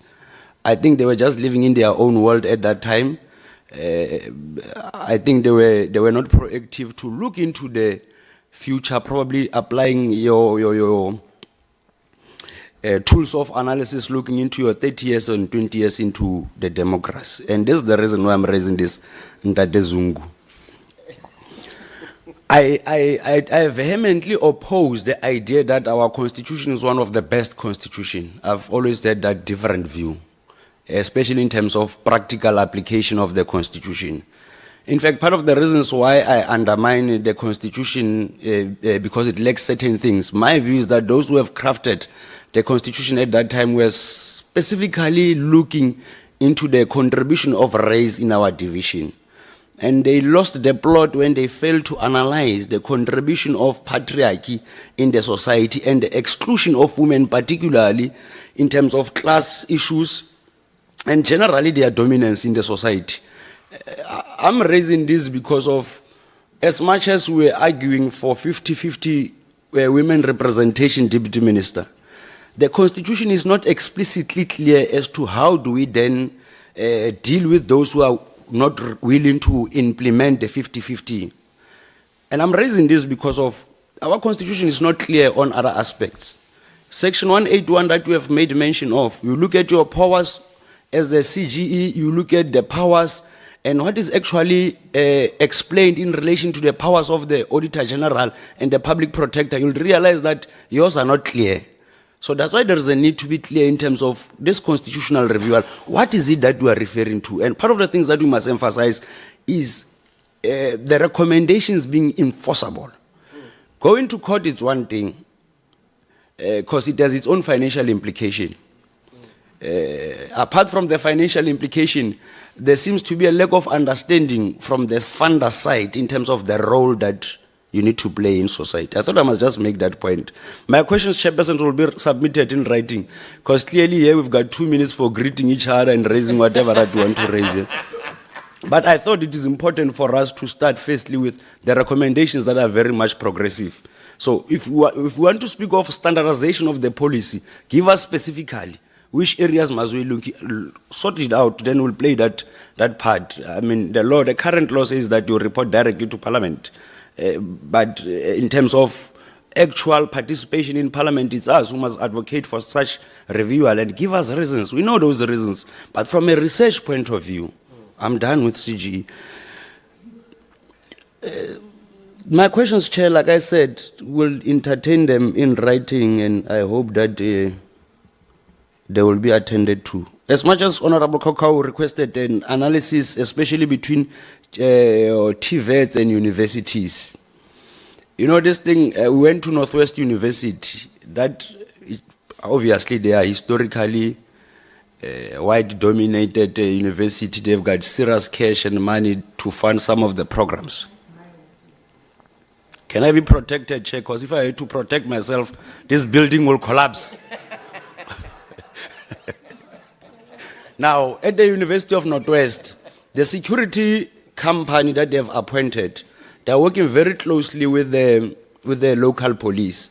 But one thing that is interesting in that university is that they've got, I think it's a GBV officer, if not mistaken. Now that allows an interaction between the victim, because sometimes the victim must oppose a person who's in power. In fact, it has been proven through our interactions with these institutions of higher learning, many of the principals and people in senior management are accused of sexual harassment. That's why part of the report that we need to look into is an analysis between cases that has been reported and cases that has actually been prosecuted. And we need to also look at modalities of ways of really reporting these cases. Because how do you expect me, as a student coming from a poor background, to stand against, let's say, in one of the TVs, I think it was Sefako Makhato, the CFO was accused of it was an accusation. But that accusation, if you make an analysis of it, is cutting across all of these institutions. In fact, in some of these institutions, they've made it a norm. It's normal for them to say that once you need promotion, you have to return it via sexual favor. We have made it a way of living. It's normal. So I'm raising all of these things because of I believe that we are not doing justice in terms of the work of transforming the society. And part of the reasons why we are not doing a lot, DG, let's analyze the funding allocation for higher health. Look at the work that they need to do in terms of, I don't have issues with universities, by the way. Now that their DDG is not here, I was expecting to see her so that she clarifies us on some issues. It's not here. Yeah. In closing, Chairperson, I know some other issues when we begin to touch them, you get, I'm not sure it's to whether irritated or what. I wanted us to look into the budget allocation of higher education, higher health. Make an analysis in terms of universities and TVET. Where is this money being spent? But second to that, do we have the very same support, just like we are having at universities at the level of TVETs? How do we manage the sexual harassment inside campus and outside campus? Because we are one of the contributing factors in that space. So some of these issues, I will raise them, Chairperson, but I thought it was important for us to look into especially the budget allocation of higher health. Take into consideration some of the challenges that we are confronted with, and especially looking at CGE and higher health. What is their staff composition? How do we find expression in each and every TVET? Because this analysis now, in my view, is more like a helicopter analysis.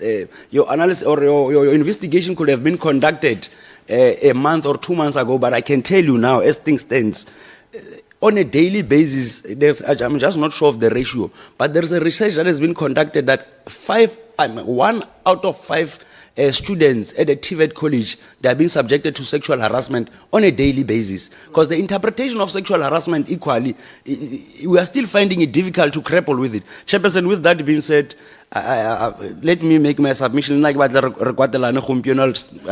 raise my questions in writing, but I would still want to engage UCG in relation to these matters. Thank you very much, Chair. Thanks. I think let's agree that we'll create time for us to have a longer conversation. Because members had appetite for having engagement with yourselves on this part. So I'm committing that we'll look into it. But we must, on a quarterly basis, if you can meet, on a quarterly basis, we must have some level of communication between ourselves and yourselves, where you'll be able to say, Korlipimpe department. But I want us to have a separate discussion with yourselves, where you say to us, we have made these recommendations to the department, and they are not implementing them. So that we're able to hold them accountable. Because, and I had many questions from members where I think it came from a good place when they said, what do you want us to help you with so that legislatively you are strong enough. That's what they meant. What do you think, as part of the recommendations, we can take to Parliament and say, Parliament, let's look into amending Section 123 to empower CGE so that their recommendations can't be ignored anymore. Because there are other institutions. I mean, my question here will be, I mean, you've been in the, doing the thing for 12 years now in the higher education institutions. And there are other recommendations that were just ignored by other people. To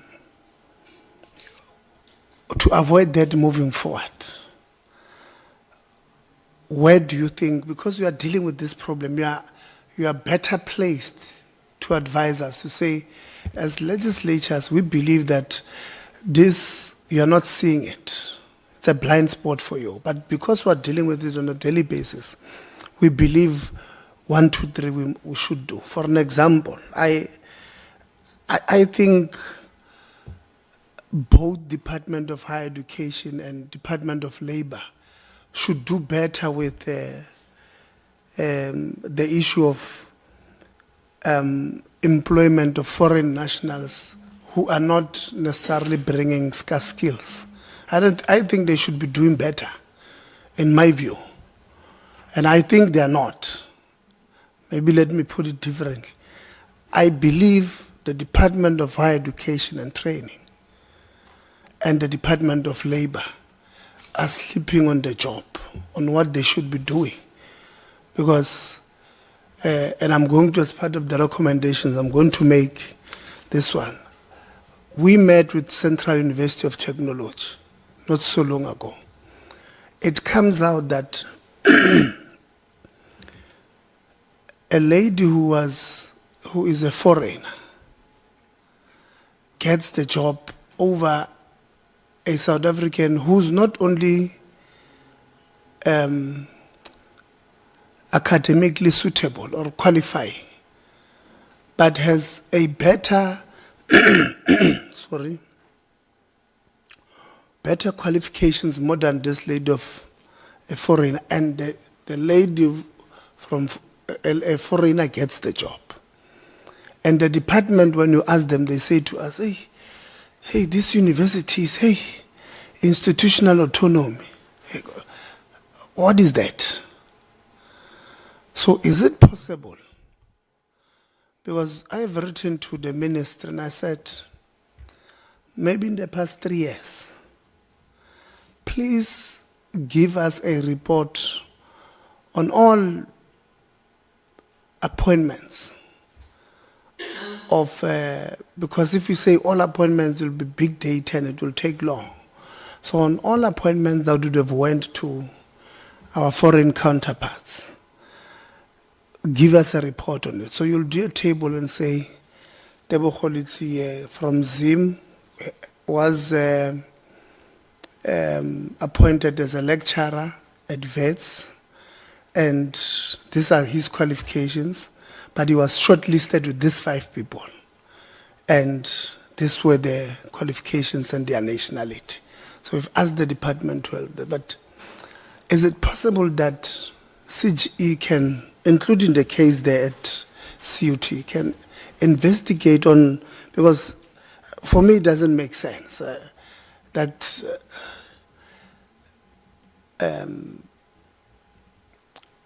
we are saying we're powerless when we have the Employment Equity Act, which empowers these people in the department and ministry to actually do something. Is it possible that you can investigate? I mean, I know it's big, I mean, you've got a serious, more than 50% of the population, I mean, you have mandate over. Is it possible that we can ask that? And if so, how do we go about it? If you can just answer, is it possible to investigate this for us? And if yes, how do you go about asking you to do it? I don't know who's going to answer, the chair of or CEO.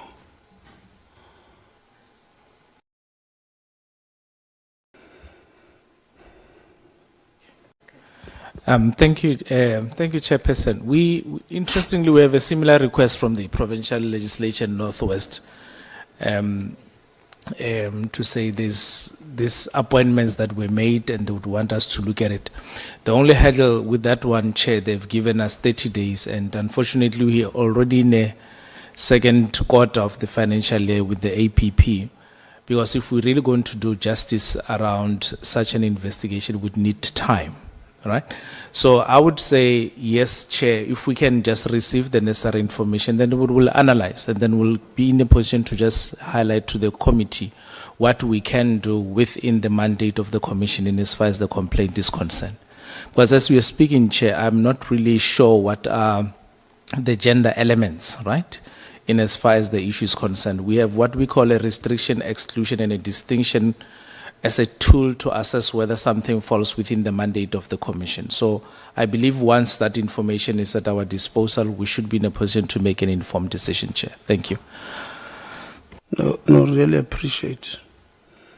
A department, we will remind you to give us that date as well. We had written to, I think twice now, to the department. The department has got a tendency of not responding to us.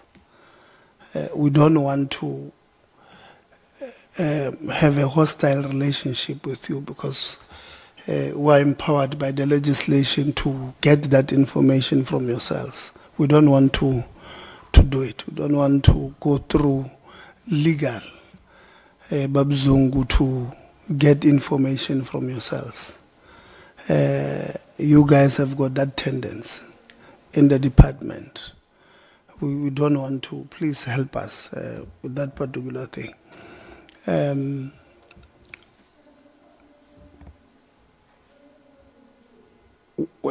We will have, like I said, we'll sit with the team, bring you guys back. I mean, I've got about 4 pages of questions. I want to ask them.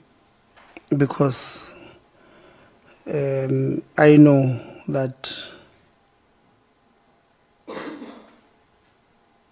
okay, this one maybe I must ask.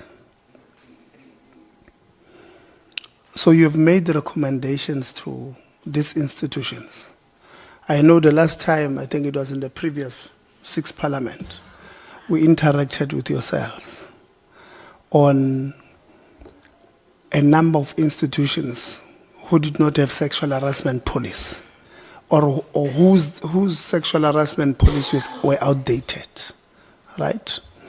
You remember, I think we did call you when we were having a discussion on a 10-year case at the time, I think with University of Venda, if you remember that part. So then we had a problem of sexual harassment case or sexual harassment, and your report came and said many of our institutions, their sexual harassment cases are not in line with the country's policy on sexual harassment. So you do make recommendations to specific institutions. Many of them don't respect them. What have you said? What have you done? What recommendations have you then given to the department? To the department, this institution A, B, C, they are accountable to you on X, Y, and Z, and they've not done it. We have recommended, they've not done it.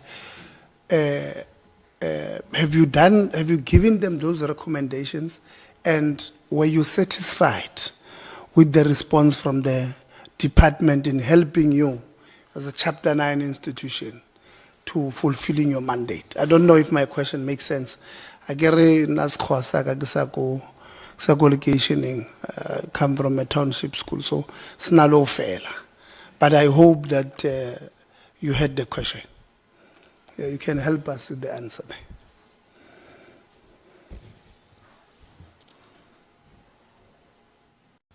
Okay. Okay. You want to start? You can go ahead if you want to start. No, it's okay. He doesn't want to speak. Okay, I can then come in, Chair. So, The one thing that I must firstly acknowledge, Chair, we have a good relationship with the DM, right, which makes things much easier in terms of interventions, right, which was not the case, unfortunately, previously, right? So you'll write and then correspondence will not be acknowledged. But in as far as the non-cooperation is concerned, from our report we have highlighted that in the main, we are having cooperation with the institutions in terms of responding to us, right? But the problem comes with the full implementation, because then they will have a variety of reasons why certain things cannot be done. From a budgetary constraint perspective, not finding the relevant people that we are looking for, and we'll have that basket of issues. And in the last committee, the sixth administration, the concerns from the committee, I recall vividly there, that you were saying, because the CG and the department are not, the CG is not sharing the reports rather with the department, it becomes very much difficult for the committee to hold the department accountable from that. I recall vividly that. Yeah. And then subsequent to that, we have written, whenever we release the report, we have written to the departments and said, these are the issues that we have done or unearthed over a particular period, and then we will engage from that. But what we are getting from universities, University of Limpopo, I'll give an example with that, right? There was a recommendation that you must have a gender desk. And we, with the provincial office, assisted them in terms of establishing that gender desk, right? So in principle, the universities are saying, with the University of, is it UKZN? Yes. Yeah. No, the one. No, just stick to University of Limpopo. I think that one is fine. No, this one, the oversight. What is it?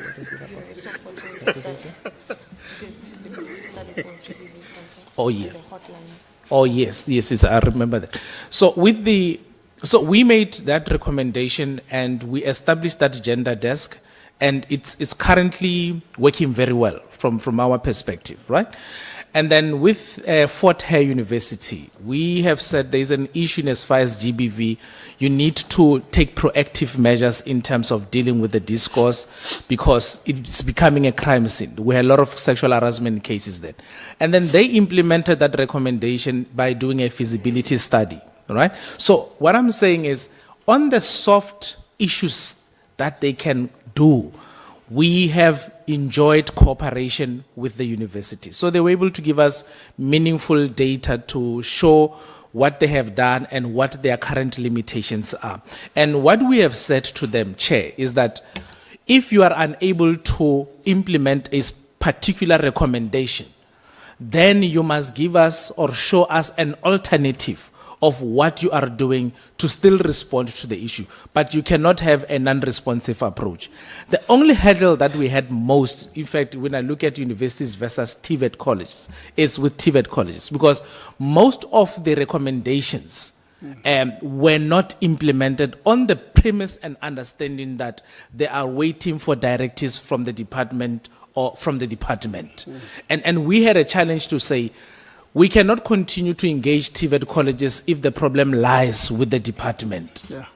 And subsequent to that, then there was a meeting with the DG to say, these are the recommendations, what can be done. And they gave us a full report in as far as TVET colleges are concerned, and demonstrating what they intend to do. If I recall correctly, there was even a task team that was established to implement our recommendations. So we have been receiving feedback from the department in as far as that is concerned, Chairperson. Thank you. No, thank you. So this is how we're going to, okay, Chair. Yeah, I was also worried. They flew all the way to Cape Town. They're not saying anything, you know. Yeah. Okay. Thank you, Chairperson. Chair, just to add, we must give credit where credit is due. One of the institutions did reach out to the Commission for Gender Equality and requested that we look at their policies. And when we did, it was the University of KwaZulu-Natal, but forgive me, Chair, without giving my age away, I don't know which one of the 5 of the campuses I'm referring to right now. Memory does not... it doesn't come to mind, but one of those campuses did reach out to the to the Commission and asked us to look at their policies. And lo and behold, the issues that you are raising with regard to HR-related issues in terms of the sexual harassment policy was that the disciplinary aspect of sanctioning the perpetrator was not given due regard. We assisted the institution chair in aligning the sexual harassment policy to current and recent legislation and also asked them to look at their disciplinary insofar as sanctions are concerned. Thank you, Chair. No, thank you very much. I really appreciate. So this is how, because of time, this is how we're going to close on this matter. TDG, we had agreed that you guys will come and brief us on high health in the next quarter. So what we're going to do, we're going to create a much bigger or longer meeting. So the department, ministry and department, you are going to do an action plan taken from the report of the CGE.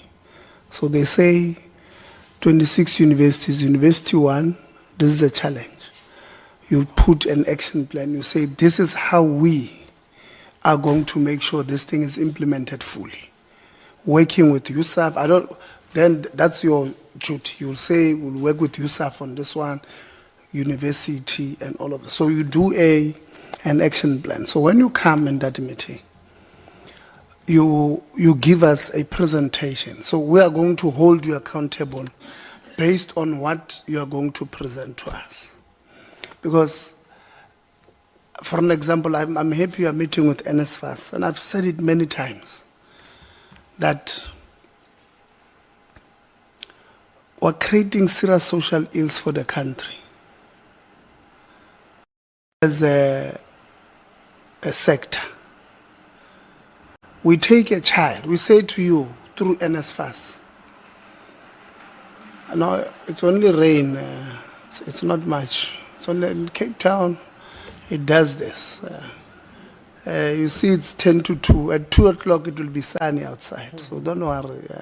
So NSFAS says to this child, you have passed well, we're giving you have a space at Stellenbosch. You must leave a township I come from, Kutso, in the West Rand. Leave, take a bus. For 18 hours you get to Cape Town. It was NSFAS said provisionally funded. You get there, you manage to register. Your grandmother there borrowed money for that city-to-city bus that you took. Borrowed money to have you a scaftini with a lidombolo and a chicken. Took 18 hours to get to Cape Town. And when we are here, because of insufficiencies in communication between the university and NSFAS, this child, who may very well be a female, gets to Stellenbosch, gets accommodation, temporary accommodation for 3 days. And then NSFAS says, we can't fund you. What must happen to that child? And when they reach out to NSFAS, to the department, you guys are non-responsive. They must now reach out to us because, by luck, they come from the same constituencies as us. So somebody in that constituency saw us at the funeral and happened, or we go to the same church. So by luck, they know us. But there are hundreds and thousands of others who don't know any of these members, who can reach, who can phone any of these members. They are stranded in a foreign land. You are creating a problem for us because those kids, and I know they fight with me when I call them kids, but they are kids, are now stranded. They must now do things that morally they don't believe in, but for survival, they end up doing it. Because Tebogo, with his big belly, has got some apartment not far from there, can then take advantage of this young girl. Say, I'll accommodate you. This poor girl has got no choice. It's either she takes a chance for day 5 to sleep at the community hall with no shower inside campus and wakes up in the morning. She's the last one to leave campus and first one to leave, last one to, yeah. But it's a problem. They end up giving in to this problem. When you find out, NSFAS University, Nenzane, NSFAS says we did not get the registration data. University says we send it to NSFAS, creating a big problem. So I'm happy that meeting is sitting. But that meeting can't just be a talk shop. That meeting must come out with tangible solutions that will be practically implemented in a very short space of time. It can be. I mean, these poor kids, many of them would have fallen pregnant to these prey guys, probably gotten sick because these ones, if they see that you are desperate, they even take advantage. They don't even use protection. It can be. So you are creating a social problem for South Africa. These kids should have, SASSA has taken care of them for 18 years. They are out of that. They want to make a better life for themselves. And then you throw them to the wolves. They then go there and get, within 5 months, the undesirable degrees. They come back with a different kind of a degree back home, who will also now must be on the support system of government. We don't have that. Government, you are creating problems for government. Because it's a vicious cycle where instead of the number of people decreasing on social grants, they go up because we here are creating a problem for government. And when we tell you, were accused, yeah, hey, that committee, it can't be. It can't be. Some of us don't sleep. I don't know, you see, since I've been in this meeting, I'm sure my phone has rang 30 times. And I can tell you, when I return those calls, it will either be accommodation providers who are not paid, who want to evict students. Because they say, why must I owe the municipality so much. I don't have Wi-Fi, I don't have, so these people are not paying us. Or it will be students who universities are refusing them to graduate. Others, they allow you to do your master's at the end of the 2 years, after completing Barnoman, because of section 4 of the recruitment policy of the institution, we can withdraw your degree at any time. Well, we're not, I think we did not admit you correctly. After being there for 2 years, having paid them, by the way, 2 years, when you are supposed to graduate, they tell you, no, we can't. They're using some piece of legislation there. no consequence management on who would have admitted these people. Because if I apply, you admit me, it's not my fault. Unless I paid, because there are those ones who are not, who pay for admissions. So when you put that program together, Deputy Minister, it must be clear that this is a document that comes from Council for Gender Equality. It says, Institution 1, these are the recommendations. All of them. Then you do an action plan. And when you come here, I'll bring AG that day. And I'll say, AG, help me here. Is this plan a smart plan according to your standard? Because you guys sometimes you just bring things, you just want to confuse us. Bringing things that you know, even yourself, you'll not be able to measure yourself. Is this thing did we achieve it or not? We can't measure the achievability of this plan that we put. So I'll bring AG on that day. And I'll say, AG, come, let's deal with this. Because it can be. We ought to, working together, we ought to make sure that we make a meaningful impact to the lives of our people out there. Be it those who I think it's on one of your slides, when somebody speaks about LGBTQIA plus community. You are saying, you know, for me it's measurable, Honorable Governor. They are saying there, let's have a standard policy on, because your policy on GBV speaks about men and women, of one institution, speaks about men and women. GBV can be lecturer, student worker, but it does not speak about inclusive. They don't include LGBTQIA plus community.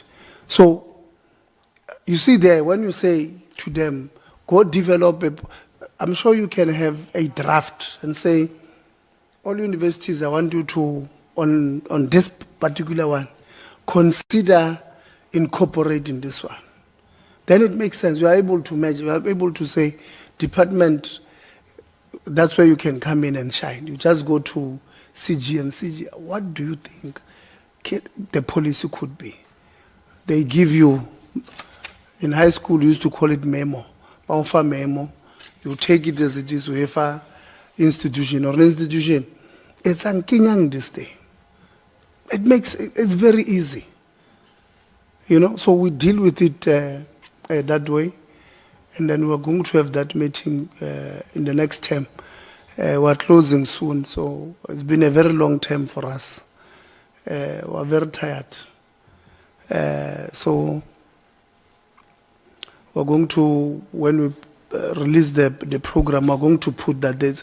Hopefully it will be one of the longer days, longer meetings. When we open the committee week, was look at it if we're not on oversight. Yeah, so we'll start at 9 and finish around 5.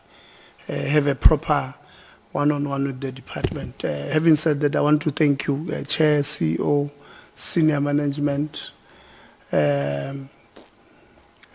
everybody, including those who did not speak, who came with CGE. Yeah, they will start next time, I agree. From the department, thank you very much. What do you want to say, Deputy Minister? The Chair, ke kopa a finite deadline. In other words, indicate when it must be ready. Yeah, now we'll tell you as soon All as right. we're finalized. Thank you. Thank you very much. Members, thank you very much. We're now going to the House to support the budget of the presidency. Thank you very much. We'll talk. We'll talk after here. We'll deal with the minutes on Friday, members. We are meeting on Friday. Thank you very much. The meeting is adjourned.